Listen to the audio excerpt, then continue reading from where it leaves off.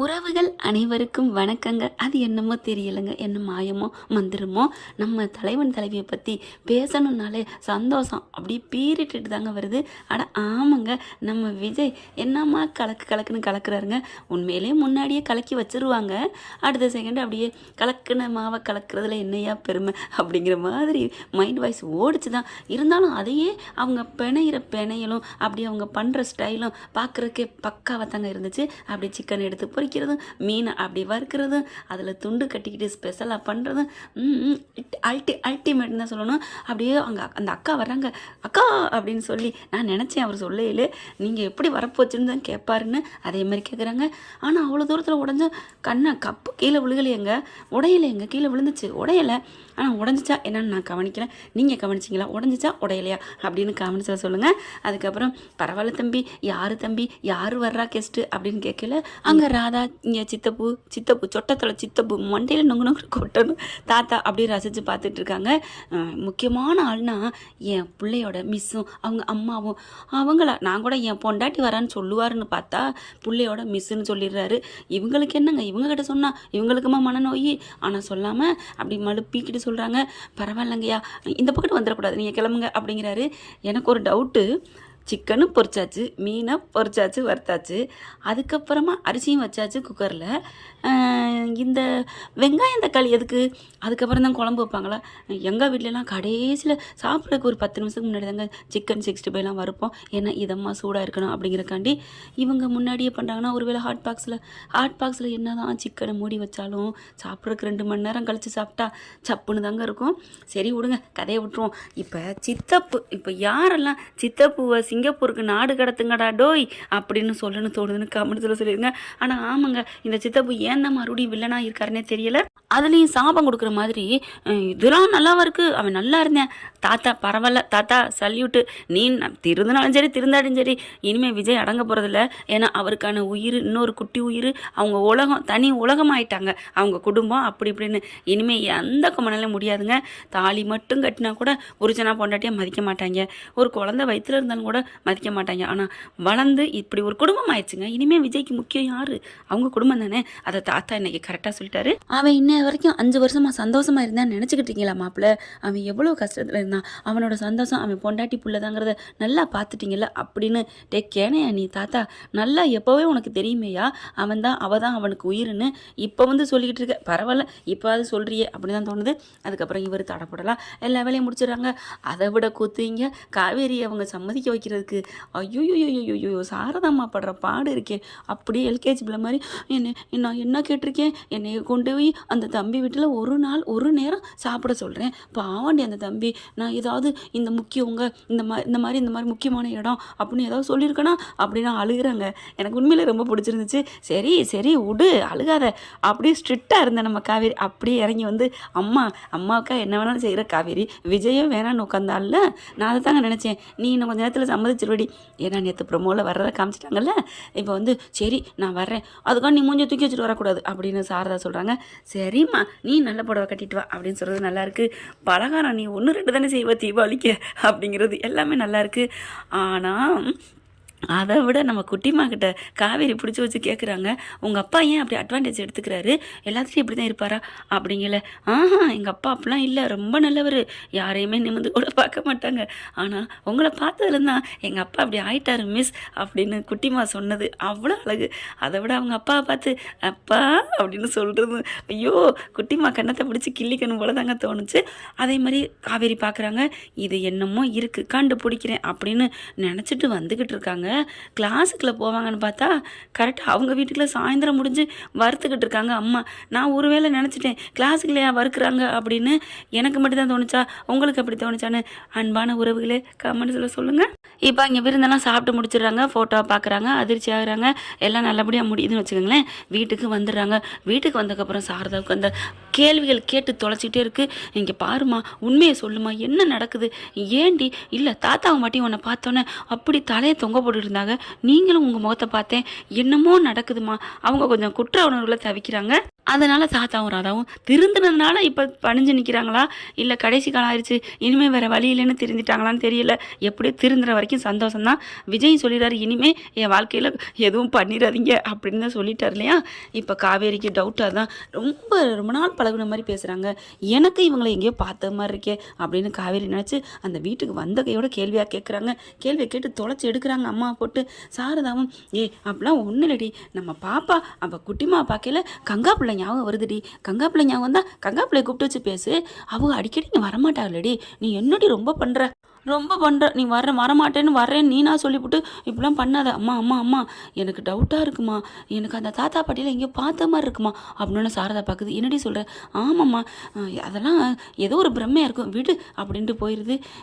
இது சரிப்பட்டு வராது, நம்ம அக்காட்ட கேட்போம் அப்படின்னு சொல்லிட்டு அக்காவுக்கு ஃபோன் அடிக்கிறாங்க. அக்கா சொல்லுக்கா, என்னக்கா நடக்குதுங்க, என்னடி நடக்குது, என்னக்கா அந்த வீட்டுக்கு போனோங்க்கா ஒரு பாப்பா வீட்டுக்கு. சரி இப்போ என்னடி அப்படிங்கிறாங்க. அங்கே எல்லாரும் நல்லா பேசினாக்கா. என்னது நல்லா பேசுனாங்களா? ஏய் காவேரி நீ என்ன கிறுக்காடி? ஏக்கா ஆமாடி, நல்லா பேசலைன்னா தான் அவங்களாம் ஒரு மனுஷங்களா, நல்லாவே பேசலை அப்படின்னு சொல்லணும். நல்லா பேசுனதை போய் இப்படிலாம் சொல்கிறியடி. இல்லைக்கா அவங்க நல்லா பேசுனாக்கா.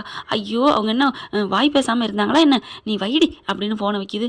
என்ன இது இந்த கங்காக்கா ஒன்றும் சரியாக பதில் சொல்ல மாட்டேங்குதே அப்படின்னு நினச்சிட்டு வருது. பார்த்தா கங்கா உடனே டக்குன்னு ஃபோன் அடிக்குதுங்க சாரதாவுக்கு. சாரதா பார்த்தீங்கன்னா பாத்ரூமில் இருக்குது. என்ன அம்மாவுக்கு கங்கா அடிக்குது பார்க்குறாங்க. ஃபோன் எடுத்து இப்போ தானே நம்ம பேசணும், என்னவா இருக்குன்னு அட்டன் பண்ண அம்மா என்னம்மா காவேரி பாட்டுக்கு கேள்வி மேலே கேள்வி கேட்குறா, அங்கே போனது வச்சது விஜயை பற்றிலாம் கேட்குறா, விஜய் ஏன் என்னை பார்க்கணும், எனக்கா ஏன் அப்படி சமைக்கணும் அப்படிலாம் கேட்குறாம்மா அப்படின்னு சொன்னகையோட அமைதியாக இருக்கிற பார்த்துட்டு அம்மா அம்மா அப்படின்னு சொல்ல அப்படியே டக்குன்னு ஃபோனை வைக்கிது.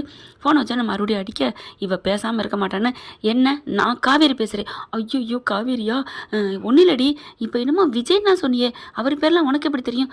அது அம்மா சொன்னிச்சுடி, விஜய்னு ஒரு பாப்பாவிட்ட அவங்க பிள்ளைகிட்ட நீ பேசுறியாமே, ஸ்கூல் ஸ்டூடெண்ட்டாமே அப்படி இப்படின்னு நழுவிட்டு போன பாதியோட கட் பண்ணுது. ஐயோ அப்படின்னு சொல்லிட்டு அடுத்து பார்க்குறாங்க. பார்த்தா எல்லாத்துக்கும் ஃபோட்டோவை ஷேர் பண்ணியிருக்கு. என்ன ஃபோட்டோலாம் ஷேர் பண்ணியிருக்கு எல்லாத்துக்கும் அப்படின்னு காவேரி பார்க்குது அம்மாவிட்டு ஃபோனை. அடுத்து பார்த்தா அம்மா காவேரி மாதிரியே இருக்காம்மா, குட்டிமா அழகாக இருக்காம்மா, அவளை பார்க்கணும் போல இருக்குமா, விஜய் நல்லா இருக்காரம்மா, பாவம்மா அவர் அப்படி இப்படின்னு பேசியிருக்குதுங்க. என்னது யமுனா இவ்வளோ பேசியிருக்கிறா அப்படின்னு நிவின் யமுனாவை கட்டிக்கிறாங்க. யமுனா எடுக்கிற, அப்புறம் நிவின் எடுக்கிறாரு. நிவின் பேசுகிறாங்க கேட்குறாங்க. அது காவேரி அப்படியா, அத்தை சொல்லியிருப்பாங்க காவேரி, விடு காவேரி அப்படின்னு ஃபோனை வைக்கிறாரு. என்ன இவரும் அனுப்புகிறாரு, ஒன்றும் புரியலையே அப்படின்னு வெளியில் வர்றாங்க. அம்மாவை கூப்பிட்டு கேட்போம் அப்படின்னு. அம்மா என்னம்மா பண்ணுற, இருடி பாத்ரூம் கூட நிம்மதியாக இருக்க விட மாட்டியா அப்படின்னு சொல்லிட்டு இருக்கு. அப்போ மறுபடியும் ஃபோன் அடிக்குது.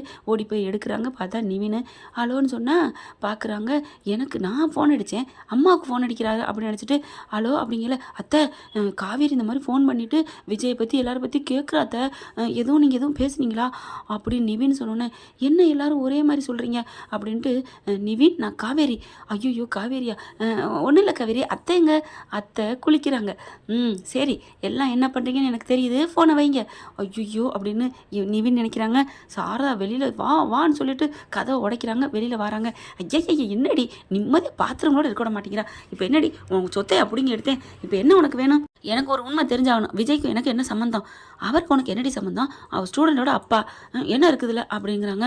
அம்மா நீ உண்மையை சொல்லுவியா சொல்ல மாட்டியா, அந்த வீட்டில் எல்லாரும் என்னை தாங்கினாங்க, அவரும் அந்த பிள்ளைகிட்ட கேட்டுட்டேன், அவர் யார்கிட்டையுமே அப்படி பேச மாட்டாராம், என்னை மட்டும்தான் அப்படி பார்க்குறாரு, அவர் என்னை சைட் அடிக்கிற மாதிரியே பார்க்குறாரு.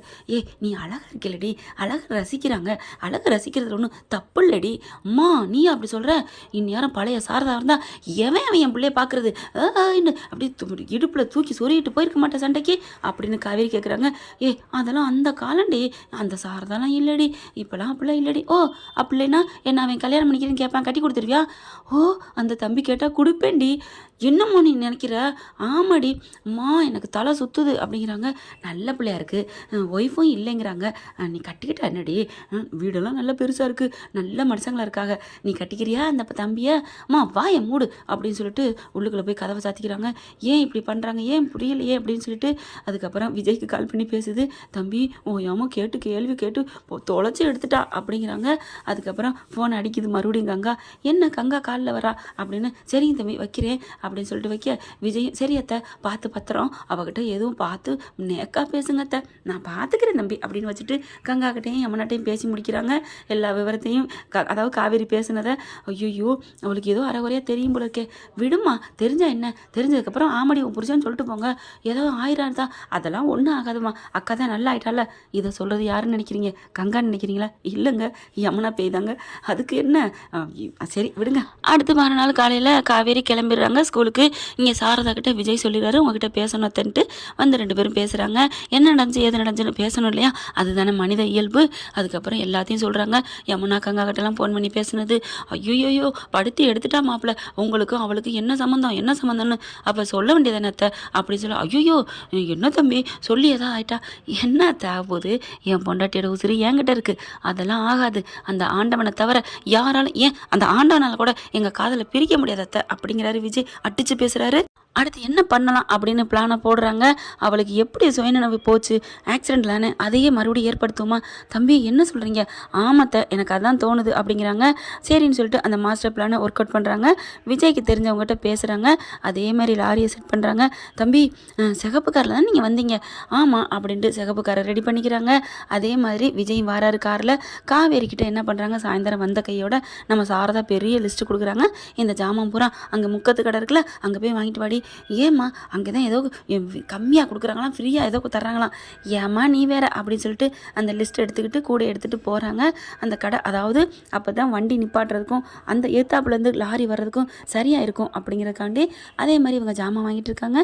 நம்ம விஜய் சாரும் வராரு. காவேரி பார்க்குறாங்க. கார் வந்து நிற்கிறதையும் பார்க்குறாங்க. வண்டி எடுக்க மாட்டேங்கிற மாதிரியும் விஜய் அப்படியே இறங்கி வேலை பார்க்குற மாதிரி பார்த்துட்ருக்காரு. விஜயை பார்த்தோன்னே காவேரி என்னது நம்ம பின்னாடி வராரா இல்லை அவர் பாட்டுக்கு போகிறாரா, நம்மளை ஒன்றும் அவர் பார்க்கல. ஆனால் காவேரி அவர் கண்டுக்கவே இல்லைங்க விஜய். அவர் பாட்டுக்கு வேலையை தான் பார்க்குறாரு. அதுக்கப்புறம் லாரிக்கு கரெக்டாக சொல்கிறாரு வாங்க வாங்கன்னு. லாரி அங்கேருந்து வந்துட்டுருக்குங்க. இவர் கொஞ்சம் ஓரமாக ஒதுக்காமல் கொஞ்சம் ரோட்டில் தான் நிப்பாட்டியிருக்காரு. வண்டி லாரி பார்த்தீங்கன்னா கொஞ்சம் அப்படி தடுமாறி வர்ற மாதிரி வந்துக்கிட்டு இருக்கு அப்படி சொல்லியிருக்காரு. அதுக்கப்புறம் அந்த பக்கத்து டோரை திறந்துக்கிட்டு வேலை பார்க்குற மாதிரி பார்க்குறாரா. ஐயோ காவேரி பார்க்குறாங்க. லாரி வருது, இவர் பாட்டுக்கு வேலை பார்த்துட்ருக்காரு. ஐயோ அப்படிங்கிற வேகமாக அப்படியே வருதுங்க. வர கையோட ஐயோ அப்படின்னு சொல்லிட்டு கூடையை அப்படியே போட்டு ஓடி வர்றாங்க. விஜய்ன்னு கத்துறாங்க. கரெக்டாக லாரி வந்து வர்றது இவங்களுக்கு தெரியாத என்ன, அவங்க தானே சொல்கிறது திட்டம் போட்டதே. கிட்டக்க வர விஜய் அப்படி யதார்த்தமாக அப்படி திரும்புகிற மாதிரி வர காவேரி கையை பிடிச்சி இழுக்கிறாங்க. கண்டிப்பாக நீ வருவேன்னு தெரியும் காவேரி, அதனால தான் நான் நின்னேன் காவேரி, என் காதல் என்னை கையை பிடிச்சி இழுத்துருச்சு அப்படின்னு எப்போ நினைக்கிறாங்கிறீங்க. இழுத்து போட்டு கீழே விழுகிறாங்க பார்த்தீங்களா, அப்போ நினச்சிக்கிட்டு இருக்காருங்க. அதான் சொல்லுவாங்க இல்லையா ரணகலத்துலேயும் ஒரு குதூகலன்ட்டு, அந்த மாதிரி இந்த இதுலேயும் காவேரியோட காதலை நினைக்கிறாங்க. வண்டியில் டமான்னு மோதிடுது. காவேரி அம்மானு கத்திக்கிட்டு விழுகிறாங்க 2 பேரும். அதுக்கப்புறம் எல்லாம் ஆட்கள் கூடிடுறாங்க. விஜய் ஆட்கள் வச்சுருக்காங்க, அவங்களும் வந்துடுறாங்க. அப்படியே பார்க்குறாங்க. ஆனால் காவேரி எந்திரிக்கவே இல்லை, அப்படியே மயக்க நிலையில் இருக்காங்க. அப்புறம் காரே போனாலும் பரவாயில்ல அப்படிங்கிறக்காக தான் பிளானை போட்டாங்க. அப்புறம் அவங்கவுங்க டிஸ்போஸ் பண்ணிடுறாங்க. இவங்க காவேரி தூக்கிட்டு ஆஸ்பத்திரிக்கு போகிறாங்க. போய் ட்ரீட்மெண்ட் பண்ணுறாங்க. என்னன்னு பார்த்தா முழிக்கவே இல்லை. சாரதா தவிக்குது. மாப்பிள்ள என் பிள்ளைக்கு ஒன்றும் ஆயிடாது, ஒன்றும் ஆகாதத்தை பார்ப்போம், இறைவன் இருக்கான், அதுக்கு மேலே என் காதல் இருக்கத்த, என் காதல் கண்டிப்பாக கை கூடும் அப்படின்னு காவேரி கையை ஸ்ட்ரெச்சரில் போயில பிடிச்சிக்கிட்டே இருக்காங்க. அப்படி போகையில் அந்த ரூமில் வச்சுறாங்க இல்லையா. எப்படி ஃபஸ்ட்டு எந்த நிலையிலும் என்னை கைவிட்டுற மாட்டீங்கன்னு சொல்லி 2 பேர் கையை பிடிச்சாங்க இல்லையா. என்ன ஒரு சின்ன திருத்தம்னா இங்கே விஜய் வந்து காவேரி பக்கத்தில் நிற்கிறாரு. அன்னைக்கு 2 பேரும் படுத்திருந்தாங்க, அவ்வளோதான். அவர் சொல்லையில் கையை அப்படி இறுக்கி அப்படி ஆட்டி பிடிக்கிறாங்க. அத்தை இங்கே பாருங்க அத்தை, அவளுக்கு உணர்வு வரும் போல இருக்குத அப்படிங்கிறாங்க. அதுக்கப்புறம் நீங்கள் போங்க நாங்கள் ட்ரீட்மெண்ட் பண்ணுறோம். இல்லை நான் இங்கே தான் நிற்கணும், ப்ளீஸ் டாக்டர், என் பொண்டாட்டியோட காதலோட விளையாடாதீங்க, நீங்கள் என்ன வேணாலும் பண்ணுங்கள், நான் இங்கே நிற்கிறேன், வேணா கண்ணை கூட கட்டிக்கிறேன் அப்படின்னு படார்னு கண்ணை கட்டிக்கிறாருங்க. இங்கே பார்த்தீங்கன்னா வைத்தியம் பார்க்குறாங்க. என்ன சார் இப்படி பண்ணீங்க, ப்ளீஸ் சார் உங்கள் காலில் கெஞ்சி கேட்குறேன்னு சொல்கிறாங்க.